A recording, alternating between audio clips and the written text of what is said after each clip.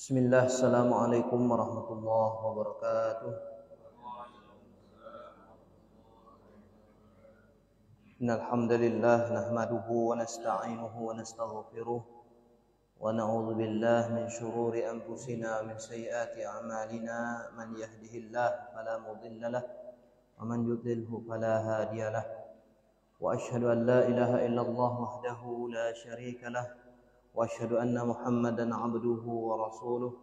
Allahumma shalli wa sallim ala nabiyyina Muhammadin wa ala alihi wa ashabihi wa man tabi'ahum bi ihsanin ila yaumiddin. Ya ayyuhalladzina amanu taqullaha haqqa tuqatih wa la tamutunna illa wa antum muslimun. Ya ayyuhan nasu taqu rabbakumul ladzi khalaqakum min nafsin wahidah wa khalaqa minha zawjaha wa batha minhuma rijalan katsiran wa nisaa'a wattaqullaha alladzi tasaaluna bihi wal arham innallaha kana 'alaikum raqiba. Ya ayyuhalladzina amanu taqullaha wa qulu qawlan sadida yuslih lakum a'malakum wa yaghfir lakum dhunubakum wa may yuti'illaha wa rasulahu faqad faza fawzan 'azima. Amma ba'd. Fa inna asdaqal hadithi kitabullah wa khairal hadi hadi Muhammadin sallallahu alaihi wasallam wa syarral umur muhdatsatuha wa kullu muhdatsatin bid'ah wa kullu bid'atin dhalalah wa kullu dhalalatin finnar. Ikhwani wa akhwati fillah, azani Allah wa iyyakum jami'an. Hadirin dan hadirat yang dimuliakan Allah Subhanahu wa taala, alhamdulillah kembali kita di pagi hari ini dipertemukan oleh Allah Subhanahu wa taala dalam aktivitas kita atau kajian rutin kita sehabis salat subuh ini. Alhamdulillah hari ini kita masih diberikan oleh Allah Subhanahu wa taala kesempatan untuk kembali bermajlis serta beribadah kepada Allah Subhanahu wa taala. Ini adalah nikmat yang sangat besar yang diberikan Allah kepada kita hari ini. Maka hendaklah kita bersyukur kepada Allah. Jangan berhenti bersyukur kepada Allah, karena jika seseorang tidak bersyukur kepada Allah Subhanahu wa taala maka dia diancam dengan azab Allah yang sangat pedih. Sebaliknya, kalau dia selalu bersyukur kepada Allah atau kita selalu bersyukur kepada Allah, maka nikmat-nikmat Allah Subhanahu wa taala akan ditambah kepada kita. La in syakartum la azidannakum wa la in kafartum inna azabi lasyadid. Jika kalian bersyukur, kata Allah, dengan nikmatku, saya akan bertambah. Namun sebaliknya, jika kalian kufur dengan nikmatku, maka ingatlah azabku sangat pedih, kata Allah. Maka hendaklah kita selalu menjadi orang-orang yang bersyukur di hadapan Allah Subhanahu wa taala. Salawat dan salam senantiasa kita jadikan wirid kita, ya, jadikan zikir kita. Sebagaimana di zikir pagi dan sore kita selalu bersalawat kepada beliau sallallahu alaihi wasallam dengan lafaz Allahumma shalli wa sallim ala nabiyina Muhammad. Baik, hadirin yang dimuliakan Allah, kita kemarin sudah berada di bab 9 di kitab kita ini, ya, di mana kita membahas tentang syarat sah dan rukun-rukun salat serta penjelasan tentang hal-hal yang wajib, kemudian sunnah, mubah dan makruh dalam salat. Itu sudah kita bahas kemarin. Sudah selesai bab 9. Sekarang kita masuk kepada bab 10, ya. Tapi ingat, jangan lupa Pak, ya.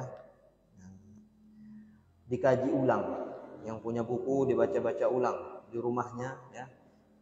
Luangkan waktu, bukan cari ada waktu luang, ya, tapi luangkan waktu untuk murojaah. Bisa diatur. Karena kita yang mengatur waktu, bukan waktu yang mengatur kita. Ya, luangkan waktu untuk membaca ulang. Karena ilmu itu kaitan erat dengan murojaah, pengulangan. Maka ada istilah kita lancar kaji karena sering diulang, ya. Karena ilmu itu juga di dada letaknya, bukan di buku, Pak, ya. Al ilmu fis sudur wa laysa fis sutur. Ilmu itu di dada, bukan di kertas. Nah, jadi kalau kita ingin memasukkan ilmu itu di dada, sering diulang, gitu, sehingga dia ingat, gitu. Karena kita itu kan banyak yang kita tidak mungkin semua bisa begitu aja mudah masuk. Ya harus diulang-ulang, kemudian dimurojaah, kemudian dibaca, di mutalaah ulang, ya, sehingga menjadi ilmu bagi kita. Baik, kita masuk kepada bab 10 sekarang, ya. Bab 10 itu sifat salat Nabi sallallahu alaihi wasallam. Ini rinciannya. Kalau kemarin ringkasannya kita membahas tentang syarat rukun, itu ringkasan ya. Hal-hal yang sunnah dalam salat.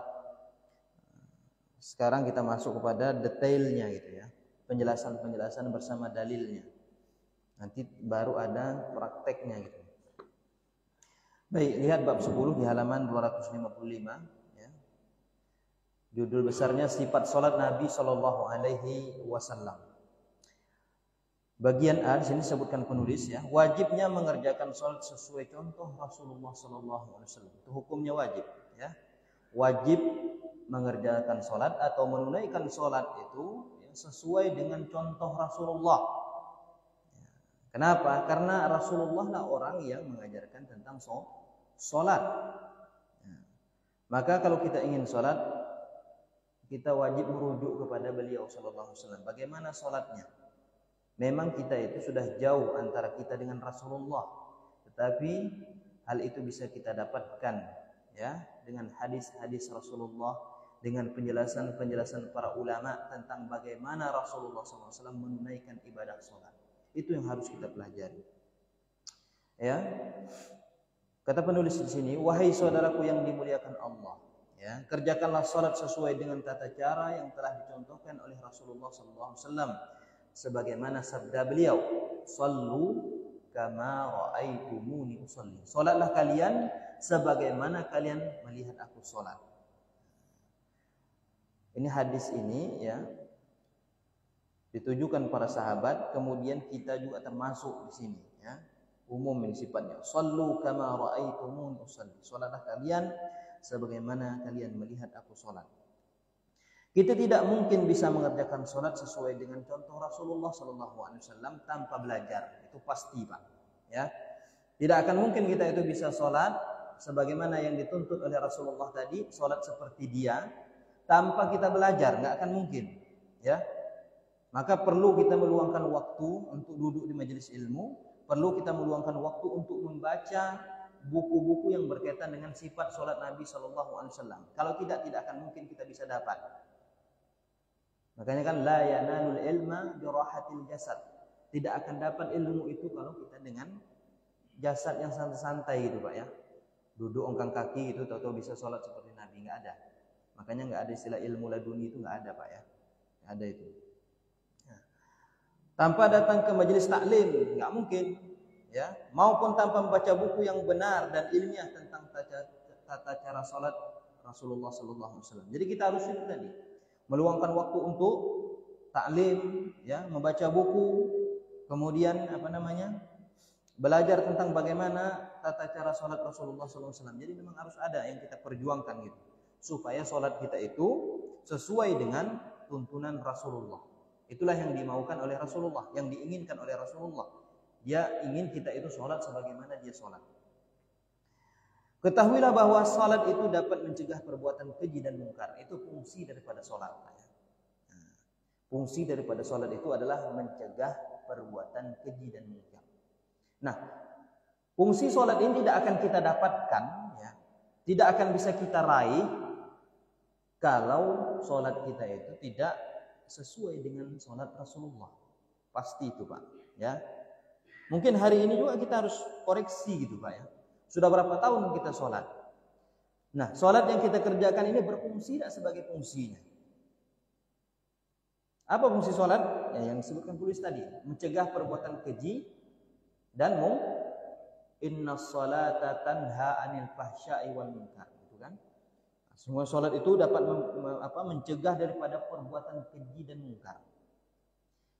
Kalau kita koreksi banyak juga hari ini orang sholat gitu, Pak ya. Sholat jalan, ya. Maksiat jalan juga gitu. Berarti sholat ini nggak berfungsi. Sholatnya belum benar berarti.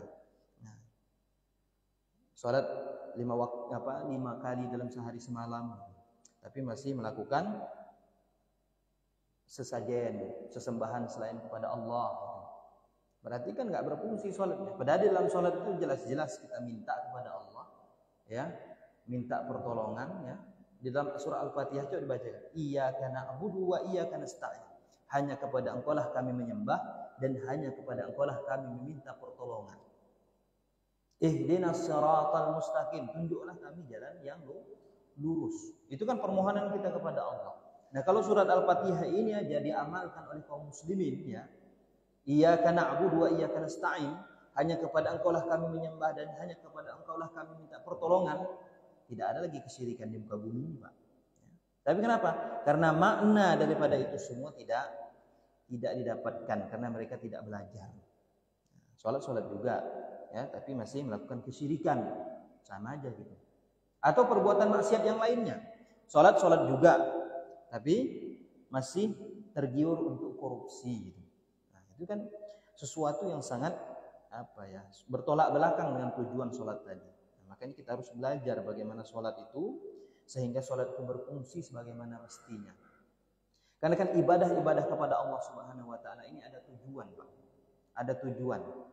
Tujuan yang paling besar itu agar mencetak kita menjadi orang-orang yang bertakwa di sisi Allah Subhanahu wa taala. Agar kita itu menjadi orang-orang yang takut kepada Allah gitu ya. Itulah timbul rasa khasyah.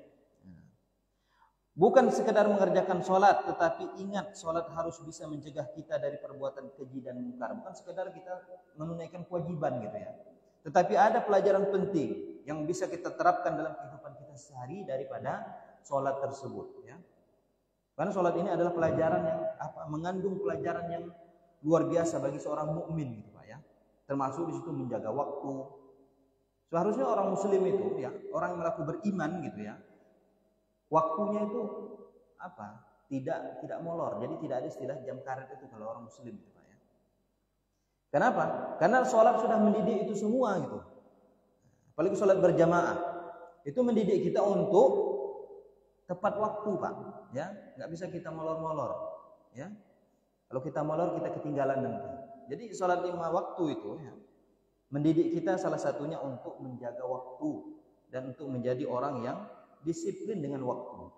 Perhatikan, itu banyak pelajaran yang terkandung dalam sholat yang harus kita dapatkan. Yang paling besarnya adalah dia bisa mencegah daripada perbuatan keji dan mungkar. Janganlah menjadi seperti sebagian besar orang yang mengerjakan sholat tetapi sholatnya tidak mampu mencegah dari perbuatan keji dan mungkar. Ini banyak, ya. Seperti yang kita sebutkan tadi, sholat jalan terus tapi kemaksiatan jalan terus, ya, beriringan dia. Berarti sholatnya belum berfungsi. Coba kita lihat, ya. Seperti orang yang lalai dan riak, sebagaimana firman Allah Subhanahu wa taala, ya, dalam surat Al-Ma'un. Apa kata Allah? Fawailul lil musallin. Celakalah orang-orang yang salat, yaitu alladzina hum an salatihim sahun, ya. Yaitu orang yang yang lalai terhadap salatnya. Alladzina hum an salatihim sahun. Lalai dia. Salat zuhur nanti dekat-dekat asar gitu. Salat asar nanti dekat-dekat maghrib gitu. Itu termasuk dengan orang-orang yang melalaikan salat. Termasuk masbuk juga Pak ya. Termasuk masbuk yang sering masbuk itu orang selalu meremehkan sholat gitu ya. Nah, hati-hati. Masbuk itu adalah bagian daripada kemaksiatan kepada Allah. Kalau kita terus-terusan, ya, nah, terus dirubah. Alladzina hum yura'un, ya, yang berbuat riya dengan sholat mereka, ya. Nah, sholat tak dipuji orang, kalau tak sholat tak dipuji orang, tak mau sholat gitu ya. Nah, perhatikan, orang yang sholat saja celaka dicap Allah Subhanahu wa taala kalau tidak sesuai dengan apa yang dikehendaki Allah dan Rasulnya. Sholat lalai, kemudian dari sholat itu untuk berbuat riya, itu celaka Pak. Kita lihat tafsirnya di ayat ini ya. Syekh Abdul Rahman Nasir As-Sa'di rahimahullah, ya. Ini adalah mufassir mu'assirin, mufassir di akhir zaman Pak ya. Dan bagus tafsir As-Sa'di ini masyaallah.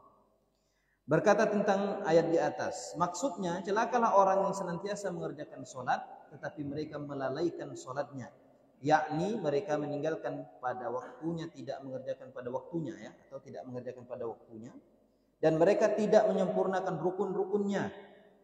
Nah, sholat itu tanpa ilmu, syarat rukun tak tahu. Seharusnya orang yang sholat itu kan memperhatikan syaratnya, rukunnya, kemudian hal-hal yang sunnah di dalam sholat gitu, hal-hal yang mubah di dalam sholat, dan dia menjauhi segala sesuatu yang membatalkan sholat gitu. Itu harus diperhatikan dalam ibadah sholat. Ini tidak sholat tanpa dengan ilmu. Perhatikan. Ini disebabkan tidak adanya perhatian terhadap perintah Allah, di mana mereka melalaikan sholat yang merupakan ketaatan yang paling penting. Merupakan kelalaian, ya. Padahal ini sesuatu yang penting dalam hidup dia. Inilah bukti penghambaan kita kepada Allah, Pak. Ya. Bukti kita penghambaan kepada Allah Subhanahu wa Ta'ala. Ibadah yang paling tinggi, ya, sholat ini. Karena Rasulullah SAW menjemput sholat itu langsung dipanggil oleh Allah Subhanahu wa Ta'ala ke Sidratil Muntaha. Lalai dari mengerjakan sholat inilah yang menjadikan pelakunya mendapatkan kecaman dan hinaan. Jadi orang-orang yang lalai, apalagi yang tidak sholat, Pak, ya. Lalai saja dikecap sebagai orang yang hina di hadapan Allah Subhanahu wa Ta'ala. Adapun lupa dalam sholat, maka ini terjadi pada setiap orang, hingga terjadi pula pada Nabi Shallallahu Alaihi Wasallam. Lupa atau dalam keadaan uzur yang lain, ya, atau tertidur, itu manusiawi namanya, itu dia diampuni, ya. Adapun sengaja ini yang menjadi mendapat ancaman di hadapan Allah Subhanahu wa Ta'ala. Oleh karena itu Allah Subhanahu wa Ta'ala menjelaskan sifat mereka bahwa mereka itu berbuat riya, keras hatinya, dan tidak ada kasih sayangnya. Allah Subhanahu wa Ta'ala berfirman, yang berbuat riya yakni mereka mengerjakan berbagai amal perbuatan dengan tujuan supaya dilihat manusia. Ya. Hati kita, Pak, ya. Hati harus selalu dikontrol. Makanya kita, ya, taklim ini sebenarnya untuk melunakkan hati, Pak, ya. Untuk melunakkan hati. Jadi Bapak taklim gitu, dapat ilmu, Pak, ya. Baca buku ini, dapat semua pemahaman dalam buku-buku ini. Itu banyak ilmu, Bapak, ya. Tapi ingat, hati selalu dijaga. Hati selalu dikontrol gitu. Karena betapa banyaknya orang-orang, ya, yang sebenarnya dia memiliki maklumat tentang Islam, pengertian tentang Islam, tapi hatinya dirusak oleh syaitan dan iblis, ya. Nah, jadi tidak bermanfaat ilmunya itu. Ilmu tidak berkah, ya. Kemudian ilmu itu tidak bermanfaat bagi diri dia dan orang lain. Kenapa? Karena hatinya itu tadi tidak dijaga. Kenapa? Saya sering bilang, setan itu, Pak, tidak akan berhenti menggoda kita dari berbagai arah dan cara. Jangan selamat kita jangan pernah kita menganggap kita itu selamat daripada godaan syaitan. Hari ini setan itu tetap menggoda kita, dan sampai kita diwafatkan Allah, setan pasti menggoda kita, ya. Karena itu sudah janji dia tidak akan berputus asa untuk menggoda kita. Mungkin hari ini kita sudah sholat, mungkin hari ini kita sudah taklim, sholat kita sudah betul gitu, Pak, ya. Tapi tetap setan untuk merusak itu semua. Salah satunya gerbang paling besar adalah hati kita dirusak setan. Maka perhatikan, selalu kita berdoa kepada Allah agar hati kita itu dijaga, ya. Kenapa? Kalau sudah hati sudah rusak, susah, Pak, ya. Kita menganggap benar, akhirnya kita menjadi orang-orang yang merasa benar di jalan yang tersesat, ya. Kita merasa sombong, merasa angkuh gitu. Padahal sebenarnya ilmu kita itu enggak seberapa gitu kan, tapi angkuh itu luar biasa. Nah, itu perhatikan. Itu merusak amal ibadah kita, Pak, ya. Jadilah orang yang tawadhu. Ya, jadilah orang yang tawadhu. Semakin banyak ilmunya, semakin merunduk. Makanya ada pepatah orang tua kita, orang menuntut ilmu itu seperti padi, Pak, ya. Nah, jangan seperti jagung. Nah, kalau seperti padi makin berisi makin merunduk. Itu dia. Dan itu tingkatan orang belajar, Pak, ya.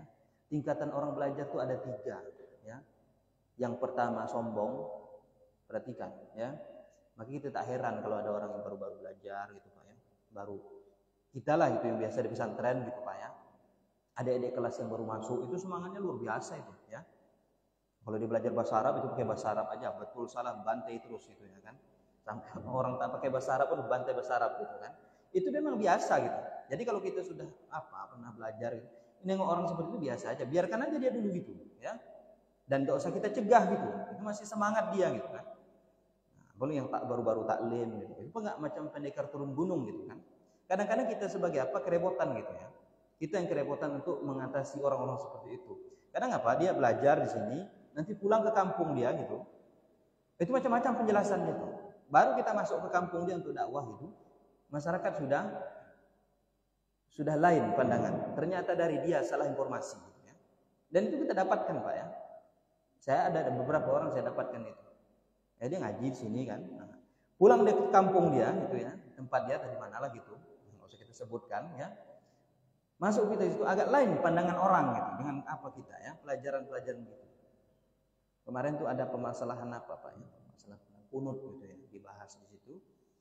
Nah, saya tanya gitu, kenapa dipermasalahkan begitu besar, padahal kan ini kan permasalahan sudah dibahas oleh para ulama tentang itu dan jelas ya. Bilangnya nggak ada kunut itu katanya ya. Imam Syafi'i pun tidak ada kunut katanya. Itu kan pernyataan yang salah Pak ya. Pernyataan yang salah seperti itu. Itu tadi semangat belajar tadi itu Pak ya. Padahal dia kan harus runut gitu ya, harus runut belajar itu betul-betul gitu, baru bisa menyampaikan. Ini enggak langsung sampaikan gitu ya. Nah, jadi itu yang jadi permasalahan. Itulah tingkat orang belajar pertama Pak. Dia merasa sombong, dapat sedikit luar biasa meledaknya gitu kan. Tingkatan yang keduanya baru agak lumayan. Dia merasa tawadu gitu Pak ya. Nah, kapan kita dapat ini? Kalau kita nggak berhenti belajar. Makanya jangan berhenti belajar. Kalau berhenti belajar, putus kita, maka kita menjadi orang sombong. Percayalah itu ya. Terus saja belajar, nggak ada masalah ya. Menjadi pendekar turun gunung itu, kalau terus belajar nggak lama itu ya. Nanti kita mulai sadar gitu. Bahkan malu sendiri Pak ya. Oh iya ya, aku dulu terlalu apa kali gitu ya, terlalu terburu-buru. Nah, gitu. Terlalu sok-sokan gitu Pak ya. Padahal belum sampai tingkatannya itu. Nanti kalau dia sudah belajar terus, baru dia merenungi, ternyata banyak ilmu yang belum kumiliki. Baik rasa tumbuh di dalam hatinya itu rasa tidak tahu, banyak yang tidak tahu dia, kemudian rasa tawaduknya. Makanya jangan berhenti belajar. Makanya kata Imam Ahmad ketika ditanya, wahai Imam, sampai kapan kita itu belajar? Imam Ahmad mengatakan, hatal mamat, sampai kita diwafatkan Allah. Salah satunya tujuannya itu Pak. Ya. Jangan kita putus di tengah jalan dalam belajar, sehingga kita tidak menjadi pendekar turun gunung tadi. Karena itu sifat orang baru belajar itu memang sombong. Itu memang sudah lumrah itu ya. Sama seperti orang belajar silat gitu kan. Kalau baru belajar silat itu luar biasa. Tapi kalau kita pelatihnya slow aja gitu ya. Biasanya. Nah, seperti itu. Makanya kita harus perhatikan ya, jangan kita putus belajar di tengah jalan. Nah, tingkatan yang ketiga, dia merasa bodoh. Itu orang yang belajar. Tingkatan orang belajar. Yang pertama dia merasa sombong, yang kedua rasa tawadu, ya. Kemudian dia merasa bodoh. Banyak kekurangan-kekurangan yang belum dia pahami. Ya. Coba kalau kita masuk ke maktabah gitu Pak ya. Kita tengok kitab-kitab itu. Rasanya berapa kitab yang baru kita baca, ya. Apalagi kitab-kitab berbahasa Arab gitu ya. Yang dimana uraiannya itu satu kalimat itu bisa panjang uraiannya itu ya. Nah, dan banyak kitab-kitab ulama yang luar biasa yang belum kita sentuh gitu ya.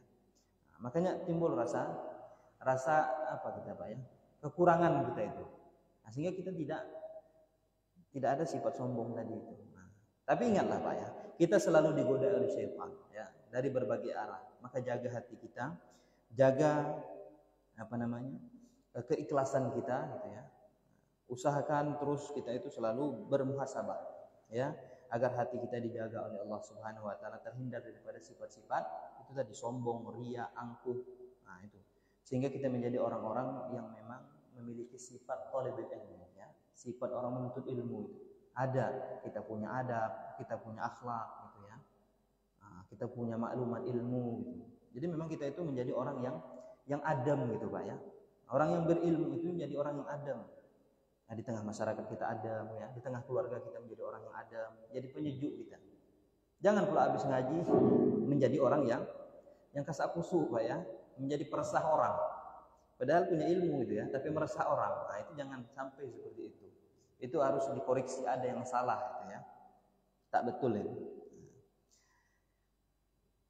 Namun kita wajib ikhlas ya dan mencontoh sunnah Rasulullah SAW dalam melakukan sholat, sehingga sholat kita dapat mencegah perbuatan keji dan mungkar ya.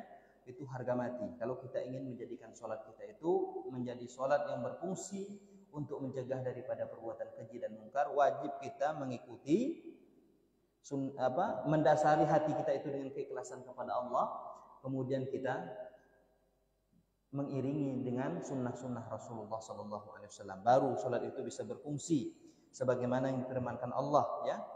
Utlu ma uhiya ilaika minal kitabi wa aqimis shalah. Innas salata tanha 'anil fahsya'i wal munkar wa la dzikrullahi akbar wallahu ya'lamu ma tasna'un. Apa kata Allah? Bacalah kitab Al-Qur'an yang telah diwahyukan kepadamu wahai Muhammad, dan dirikanlah salat. Sesungguhnya salat itu mencegah dari perbuatan keji dan mungkar.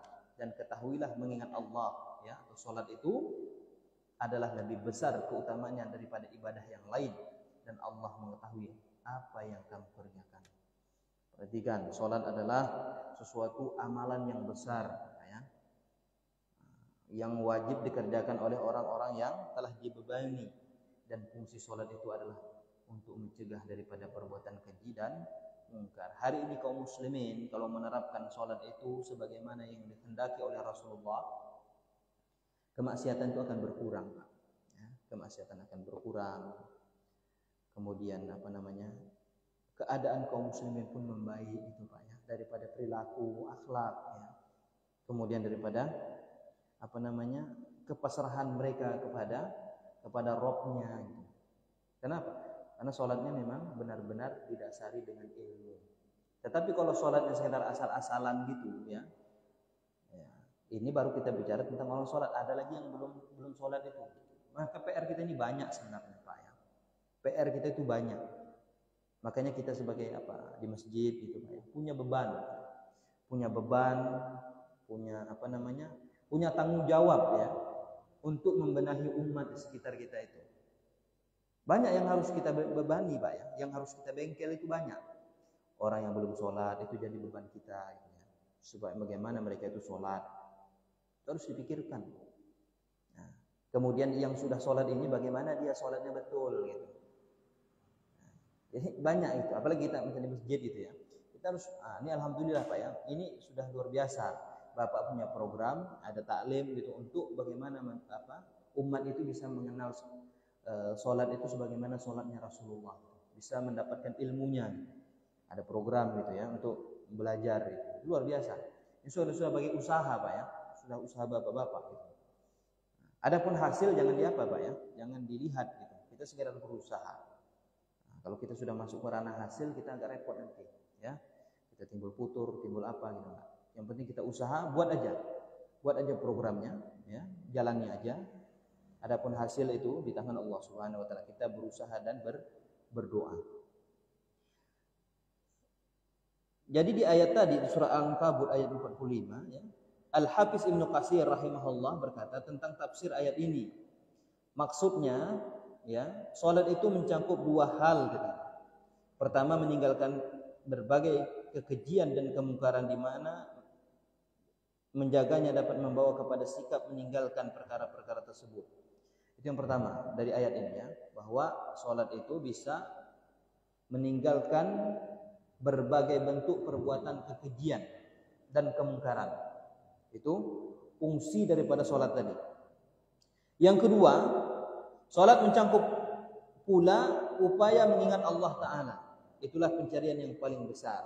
Jadi salat itu yang pertama fungsinya untuk mencegah perbuatan keji dan mungkar. Yang kedua tadi untuk mengingat Allah Subhanahu wa Ta'ala. Itu daripada Ibnu Katsir menjelaskan tentang makna ayat tadi.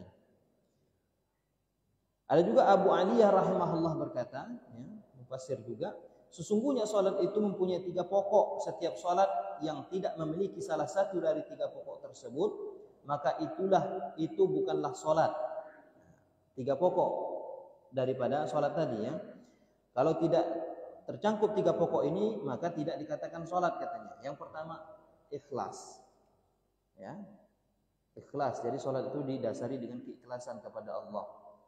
Kemudian khosyah. Khosyah itu rasa takut, Pak, ya. Rasa takut dengan pengagungan. Rasa takut dengan ma'rifatullah gitu, ya.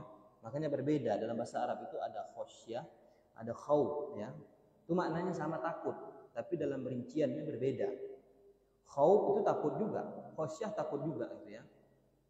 Kalau khosyah ini dia takut dengan ma'rifatullah, ya. Mengetahui dia. serta dengan pengagungan gitu ya. Mengetahui kenapa kita takut dengan Allah? Karena kita tahu ilmunya ya. Kita tahu bahwa Allah itu Maha mengetahui, Dia memiliki surga, memiliki neraka gitu, memiliki ancaman gitu. Timbullah rasa khasyah. Makanya ulama itu kan sesungguhnya katanya dari hambaku yang takut kepada Allah itu adalah ulama, kata Allah. Nah, makanya ulama itu timbul rasa khasyah mereka karena mereka mengetahui tentang Allah. Ma'rifatullahnya dia itu dalam ya. Timbullah rasa khasyah, takut kepada Allah. Kalau khauf takut juga gitu ya. Tapi tidak seperti itu takutnya. Seperti kita takut kepada serigala misalnya, takut kepada harimau. Itu khasyah. Khauf namanya. Itu bahasa Arab Pak ya. Bahasa Arab itu sangat dalam dan kaya bahasanya ya. Beda dengan bahasa kita.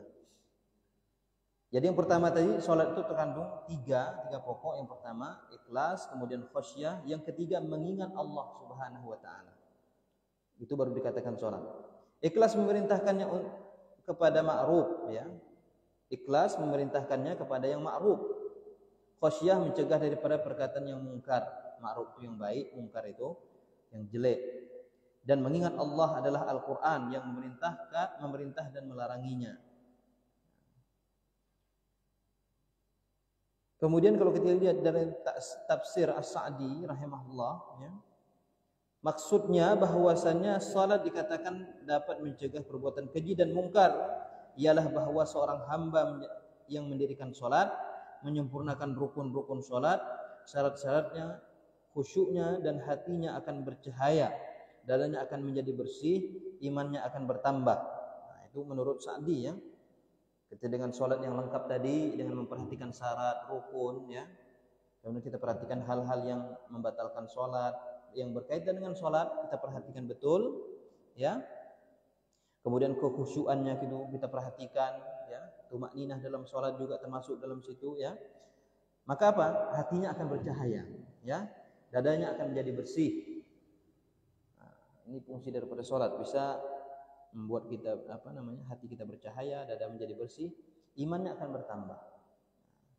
Karena iman itu kan bertambah dengan ketaatan. Apa sifat iman menurut Ahlus Sunnah wal Jamaah Pak? Sifat daripada iman itu menurut Ahlus Sunnah wal Jamaah. Ya, memang iman itu percaya Pak ya. Makna ringkasnya percaya dia. Al-iman yang yazidu bit-ta'at ya. Iman itu bertambah dengan ketaatan. Yazidu bit-ta'at kalau terjemahkan ya. Wa yanqusu bil ma'siyah. Dia akan berkurang dengan kemaksiatan. Jadi itu Ahlus Sunnah gitu pemahamannya Pak ya. Iman itu dia akan bertambah dengan ketaatan. Makanya kalau kita melakukan ketaatan akan lahir ketaatan yang lainnya. Terus itu. Makanya dekatlah dengan ketaatan. Sebaliknya, dia akan berkurang dengan kemaksiatan kepada Allah. Seseorang yang melakukan kemaksiatan, imannya berkurang. Maka jangan selalu melakukan kemaksiatan kepada Allah. Itu dapat mengurangi keimanan kita dan akan melahirkan kemaksiatan yang lainnya. Jadi sholat itu akan menambah keimanan ya, karena sholat adalah merupakan daripada ketaatan gitu ya. Maka iman kita bertambah dengan sholat itu. Dan bertambahnya cinta kepada kebaikan dan menjadi sedikit bahkan hilang keinginan terhadap kejelekan. Itu tadi fungsi daripada sholatnya sudah berfungsi gitu ya, mencegah daripada perbuatan keji dan mungkar. Yang terpenting terus melakukannya dan terus menjaganya menurut cara seperti ini. Maka sholat yang dilakukan itu dapat mencegah dari perbuatan keji dan mungkar, dan itu termasuk tujuan dan buah yang paling besar dari sholat. Itulah buah yang ingin kita raih daripada sholat itu, yaitu dapat mencegah perbuatan keji dan mungkar. Itu intinya Pak ya, daripada kita melakukan sholat. Maka amal-amal yang kita lakukan ini untuk mendekatkan diri kepada Allah Subhanahu wa taala, kemudian untuk memupuk ketakwaan kita kepada Allah, untuk membenahi hati kita itu.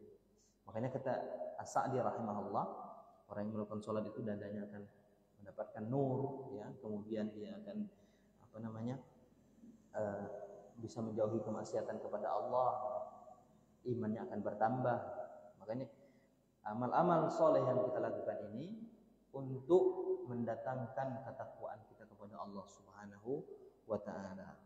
Koreksi Pak ya, amal perbuatan kita. Hari ini kita sholat, hari ini kita melakukan kebaikan-kebaikan. Koreksi kehidupan kita itu. Kalau lisan kita masih tajam juga gitu Pak ya. Kita masih juga gemar memfitnah orang.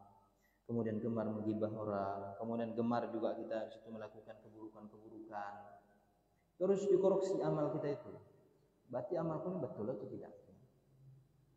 Karena fungsi daripada amal ibadah itu untuk mengkader hati kita itu menjadi hati yang bertakwa gitu ya. Mendapatkan istilahnya perasaan muraqabatullah, perasaan diawasi oleh Allah Subhanahu wa taala. Itu salat ya, untuk mencegah daripada perbuatan keji dan munkar. Nanti puasa itu untuk mencetak kita menjadi orang-orang yang bertakwa di sisi Allah. Coba baca ayat tentang puasa. Siapa yang hafal ayatnya? Semua hafal ya? Masyaallah. Kutiba alaikumusiyam kama kutiba alal ladzina min qablikum la'allakum tattaqun. Telah diwajibkan atas kalian berpuasa sebagaimana diwajibkan kepada orang sebelum kalian agar kalian bertakwa gitu. Itu fungsinya. Makanya kan selesai Ramadan itu kita harus koreksi juga Pak ya. Naik gak ketakwaan kita itu atau biasa aja gitu. Kadang-kadang selesai bulan suci Ramadan gitu, kita udah puasa gitu kan. Tapi pulang sholat Idul Fitri nengok sendal orang baru tergiur juga gitu, bawanya pulang gitu kan. Itu berarti ketakwaannya tak dapat dia. Nah, ya, perhatikan ketakwaan itu Pak ya. Itu buah daripada amal soleh. Sholat gitu juga. Yang paling besarnya adalah dia dapat mencegah daripada perbuatan keji dan munkar. Sehingga amal kita itu memang betul-betul diterima oleh Allah. Makanya kita perlu belajar bagaimana sholat itu Pak ya. Nah, inilah usaha kita untuk belajar. Baik, kita masuk kepada bagian B sedikit lagi Pak ya. Bersabar sedikit. Belajar itu harus bersabar Pak ya. Harus bersabar. Kalau kita tak sabar dalam belajar, susah kita, tidak akan mendapatkan ilmu kita. Ya, kita harus bersabar dalam belajar. Memang pelan sedikit-sedikit. Cepat juga ya. Sudah jam hampir 6:30 gitu ya. Padahal baru terasanya kita duduk. Itu rasa saya, entahlah rasa bapak-bapak ya. Mungkin bapak-bapak ini udah lama betul rasanya. Menurut saya merasa baru aja ya. Baik. Persiapan sholat ya. Kita masuk persiapan sholat, ini agak panjang pembahasannya. Karena kita membahas tentang yang kita bahas kemarin, mulai daripada syarat, rukun, kemudian sunnah-sunnahnya ya. Tapi ini berdasarkan dalil-dalil gitu dan rincian-rinciannya. Berapa dapat kita tengok dulu ya. Yang pertama, persiapan sholat. Yang pertama, wajib bersuci dari hadas besar dan hadas kecil. Itu kan bagian daripada syarat apa Pak? Syarat sahnya sholat ya. Perhatikan, wajib bersuci daripada hadas besar dan hadas kecil itu kalau kita mau sholat. Tidak ada istilahnya hadas pada diri kita. Makanya kan taharah itu pertama. Makanya dalam bab fikih yang dibahas itu kan masalah taharah pertama, masalah bersuci. Itu dulu harus clear Pak ya. Nah, saya nggak ngajar Bapak dari situ ya. Nah, tapi sudah clear itu ya. Masalah bersuci, masalah wudu gitu ya. Masalah mandi junub, masalah tayamum, masalah mengusap khuf gitu ya. Itu kan sudah dibahas dulu. Karena itu adalah syarat sahnya sholat. Nah, jadi kita harus wajib kita bersuci daripada dua hadas tadi ya. Sebelum mengerjakan sholat wajib bersuci dengan sempurna, yaitu dengan berwudu ya, dengan sempurna sesuai dengan wudunya Rasulullah. Sifat wudu Rasulullah SAW harus kita pahami dan kita bisa praktekkan sesuai dengan tuntunan Rasulullah tadi. Karena tidak akan diterima sholat tanpa bersuci. Tidak akan terima. Hadisnya jelas ya. Dalam kitab Umdatul Ahkam pun ada hadis ini disebutkan la yaqbalullah salata bighairi tuhurin. Allah tidak menerima sholat yang dikerjakan tanpa bersuci. Allah tidak menerima Pak. Makanya ini adalah syarat harus kita penuhi. Yang kedua, pakaian sholat harus menutup aurat. Ya. Setiap muslim dan muslimah apabila hendak mengerjakan sholat, maka ia wajib memakai pakaian yang menutup auratnya. Aurat laki-laki mulai dari pusar sampai ke lutut. Nah, kata para ulama, apakah pusar itu aurat atau lutut? Nah, pendapat yang rajih mengatakan apa yang di bawah pusat dan apa yang di atas lutut itu yang disebut dengan aurat. Tapi walaupun begitu Pak ya, kita jangan pula tak pakai baju keluar rumah. Perhatikan, malu kita Pak ya. Jenggot panjang tapi keluar tak pakai baju.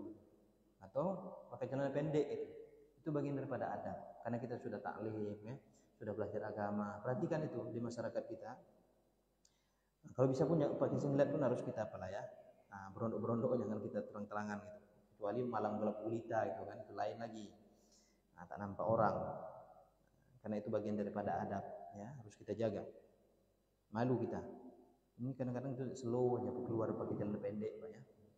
Jenggot panjang, celana pendek itu kan. Sesuatu yang dipermasalahkan ini sebenarnya ya. Lewat lutut lah celana itu kan. Banyak sekarang celana yang lewat lutut. Bukan masalah apa Pak ya. Memang bukan aurat itu ya. Kata para ulama kan apa yang di bawah pusar, apa yang di atas lutut itulah aurat. Tapi kan bagian daripada adab itu ya. Sama kita menutup aurat laki-laki gitu kan. Kita sholat di sini, nah kita tutup aurat kita nih, apa yang di pusar lah kita tutup, kemudian di bawah lutut gitu, nggak usah pakai baju. Datang kita ke masjid ini, mungkin dibilang orang-orang gila gitu Pak ya. Perhatikan itu adab ya, adab itu sangat penting. Dan hendaklah ia menutup kedua pundaknya. Pakaian laki-laki tidak boleh isbal, artinya tidak boleh di bawah mata kaki. Dan ini adalah fitrah, sunan fitrah Pak ya, harus diperhatikan. Isbal itu menjulurkan kain melewati mata kaki. Artinya tidak boleh melewati kedua mata kaki. Hendaklah ia salat dengan pakaian yang tidak ketat dan tidak transparan karena khawatirkan terbentuknya aurat, kubul dan dubur yang membuat salatnya tidak sempurna. Perhatikan juga pakaian walaupun menutup aurat tidak usah ketat Pak ya. Nah, makanya kan pakai baju gamis-gamis gini kan luar biasa Pak ya. Dia tidak ketat gitu. Apa celana-celana yang agak besar gitu, atau pakai sarung ya, atau pakai jubah gitu. Itu luar biasa. Itu pakaian seorang yang menuntut ilmu gitu Pak ya. Menjaga adabnya itu tadi, tidak ketat. Hari ini banyak juga orang pakai celana ketat, baju ketat. Sedangkan perempuan diwajibkan menutup seluruh tubuhnya kecuali wajah dan kedua telapak tangan. Jadi pakaian wanita di luar sholat yang menutupi seluruh tubuhnya dan sesuai dengan syariat itulah pakaian yang dipakai dalam sholat, sehingga tidak perlu lagi membawa mukena pakaian sholat. Ya, kalau muslimah kita ya sudah berpakai pakaian yang panjang, ya, itulah pakaian sholat mereka. Jangan lagi kalau mau sholat baru pakai mukena gitu Pak ya. Kalau enggak pakai jilbab yang ikat-ikatan itu, itu enggak kena. Ini kewajiban kita kepada istri-istri kita. Pakailah baju yang agak lebar Pak ya. Nah, memang berat Pak, dakwahnya itu berat, apalagi pada istri itu ya. Karena selera orang itu beda, nggak sama selera kita gitu kan. Ya wanita itu kan dia suka yang Pak ya, sesuatu yang dilihat orang lah gitu ya. Itu sifat wanita. Makanya wanita itu kan memang suka bercermin Pak ya. Karena dia suka dilihat orang. Makanya dalam bahasa Arab itu beda-beda tipis cermin dan wanita. Kalau cermin itu kan mir'ah. Kalau perempuan mar'ah. Sedikit aja bedanya. Kenapa? Karena perempuan itu identik dengan cermin gitu ya. Dia suka dilihat orang. Nah, makanya kita tanamkan kepada kaum muslimah itu, pakaian dia itu bukan untuk menjadi hiasan Pak ya. Sekarang banyak juga orang pakai cadar gitu ya. Tapi untuk hiasan cadarnya itu bukan, salah Pak ya. Nah, untuk menutup aurat fungsi dari pakaian mereka itu, bukan untuk perhiasan gitu. Makanya wanita itu nggak boleh pakai wewangian di luar gitu ya. Sebenarnya kalau dijalani dia itu enak gitu Pak ya. Enak dia simple gitu. Nah, pakaian itu tidak terlalu mencolok gitu. Perhatikan kalau pakai muslimah nggak perlu perhiasan yang besar-besar sebesar piring gitu kan. Karena tertutup, untuk apa dia pakai kalung, pakai apa? Nggak perlu. Dia berhias untuk suaminya. Makanya wanita muslimah itu sebenarnya kalau dijalani ya sesuai dengan pada syariat itu enak kaum muslimah itu ya, bukan merasa terbebani. Nggak perlu dia apa kali gitu ya, pakai bedak mahal-mahal untuk keluar, nggak perlu gitu ya. Karena sederhana saja, tidak pakai wewangian gitu, nggak perlu kita beli minyak wangi banyak-banyak. Kalau di rumah itu terserah bapak-bapak. Kalau ada bapak-bapak mau pakai minyak wangi gitu ya. Tapi itu tadi Pak, zaman sudah terbalik ya. Nah, wanita-wanita kalau mau keluar pakai minyak wangi dia, kalau ke rumah dia di rumah pakai minyak goreng. Nah, itu dia. Nah, itu terbalik ya. Baik, itu menutup aurat ya. Jadi wanita pakaian dia itu kalau dia keluar itulah pakaiannya untuk sholat ya. Nggak perlu lagi pakai mukena karena sudah menutup aurat. Dan perhatikan juga jangan pakai warna yang menorak kalau untuk wanita. Warna yang mencolok itu nggak boleh Pak ya. Warna yang gelap-gelap misalnya. Karena wanita ini adalah sumber fitnah ya. Pakaian dipakai salat harus bersih dari najis ya. Sebagaimana di dalam surah Al-Mudatsir, wasiyabaka watahhir, dan bersihkanlah pakaianmu. Sampai kelima Pak ya, sampai kelima kita off. Dari tadi saya gelisah aja tengok ya, ada yang tengok kiri, tengok kanan gitu ya. Ya, diteduh nggak hujan nih gitu kan. Yang keempat, tempat sholat harus bersih ya. Tempat sholat harus bersih dari tidak boleh terkena najis. Kalau kita daripada Anas bin Malik radhiyallahu an, dia mengatakan seorang Arab Badui masuk ke dalam masjid lalu buang air kecil di salah satu sudut masjid. Spontan saja orang-orang menghardiknya, akan tetapi Rasulullah SAW melarang mereka. Setelah itu ia menyelesaikan buang air kecilnya. Rasulullah SAW meminta diambilkan seember air lalu disiram ke tempat buang air kecilnya tadi. Nah, banyak pelajaran terdapat dalam hadis ini Pak ya, terutama tentang cara dakwah Rasulullah ya, yang paling bijaksana. Kemudian cara Rasulullah bagaimana membuang najis tadi ya, najis air kencing. Caranya dengan mengguyurkan air. Nah, dalam kitab ini kan dijelaskan cara kita mensucikan najis gitu Pak ya. Kalau kita seperti najis ini air kencing misalnya, bagaimana mensucikannya? Dengan mengguyurkan air. Kalau seandainya najis itu melengket kepada pakaian wanita yang terseret ke tanah, bagaimana menyelesaikannya? Ya, dia diseret aja ke tanah, itu sudah menyelesaikan najisnya tadi. Kalau anak kecil, laki-laki, bayi laki-laki yang umurnya 2 tahun gitu ya, masih minum susu, masih mengkonsumsi susu gitu Pak ya, makanan pokoknya itu, bagaimana cara mensucikannya? Cukup dipercikan saja. Di dalam kitab ini sudah dijelaskan semua itu ya, bab taharah. Maka dibaca ulang. Baik, yang terakhir ya, tadi kita wajib ya, zahir dan batin itu suci Pak ya. Suci yang pertama. Yang kedua, pakaian kita menutup aurat. Kemudian pakaian yang harus kita pakai harus bersih daripada najis. Jangan pula pakaian yang kotor kita bawa ke masjid. Kemudian tempat sholat kita juga harus bersih. Yang terakhir, bumi Allah semuanya lah boleh dipakai untuk sholat kecuali kuburan dan kamar mandi. Ya, Nabi mengatakan al-ardu kullaha masjid illa al-maqbarah wal hammam.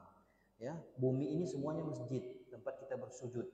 Ya, masjid tempat orang bersujud gitu ya, kecuali makbarah. Makbarah itu kuburan, dan hammam.